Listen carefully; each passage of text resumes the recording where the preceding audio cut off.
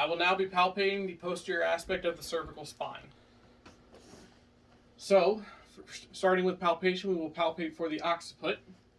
A way to palpate for this is start with the external occipital protuberance. To palpate for this, I will begin moving from inferiorly down the head, and once I feel a bony prominence, I can confirm I am on the external occipital protuberance. To palpate for the edges of the occiput, I will move laterally from this location, where I will continue feeling for the bony prominence until I feel a large bony prominence around here, which is the mastoid process. So I can approximate the length and location of the edge of the occiput. Next, I will palpate for the suboccipital fossa and ligamentum nuchae. To palpate for those, I will, from the external occipital protuberance, I will continue moving inferiorly down until I feel my finger reach a dip, confirming I'm in the suboccipital fossa. To confirm for ligamentum nuchae, I will have the patient push into retraction. Feeling tightness around here, I can confirm ligamentum nuchae is intact. For the C2 spinous process, I will continue moving inferiorly until I feel a bony prominence.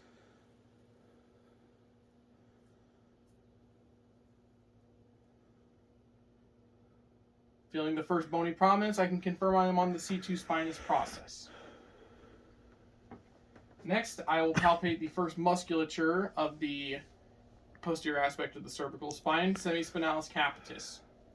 From the C2 spinous process, moving laterally either way, I will feel my first muscle. This is semispinalis capitis.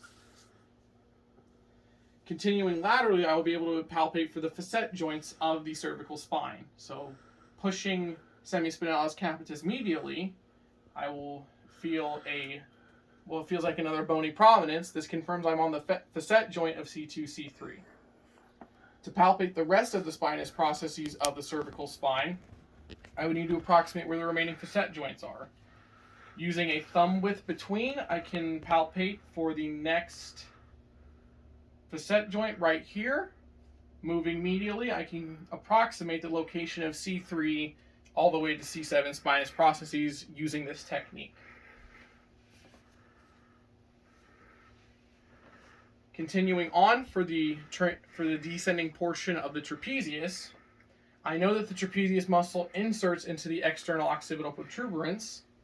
So palpating for that and knowing the fiber orientation of the trapezius, I can follow it down,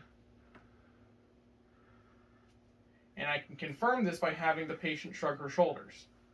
I can feel tightness, so that confirms I'm on the descending portion of trapezius muscle. Next is sternocleidomastoid muscle. So coming back to the external occipital protuberance, I will continue along the edge of the occiput, where I will eventually palpate the mastoid process. And coming right off of that should be the sternocleidomastoid muscle. To confirm this, I'll have the patient rotate her head contralaterally. So Jody, go ahead and rotate your head to the left. Palpating for the tension I feel, this confirms sternocleidomastoid muscle. Next muscle is splenius capitis.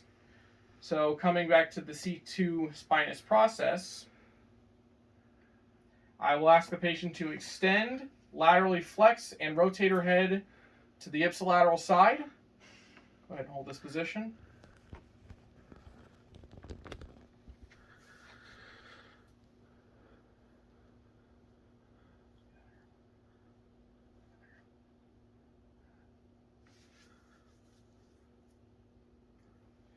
And I can feel the tension forming from the muscle. Next, we have the greater and lesser occipital nerves, which will be located between each of the muscles. For the first, the greater occipital nerve will be located between semispinalis capitis and splenius capitis. So, to once again confirm the location of splenius capitis, I can have the patient continue this motion. So I know I'm on splenius capitis, and I can roll my finger between splenius capitis and semispinalis capitis until I feel a rope-like tension, being the greater occipital nerve, or until the patient feels any nervy feels. Jody, you feeling any nervy? Sorry?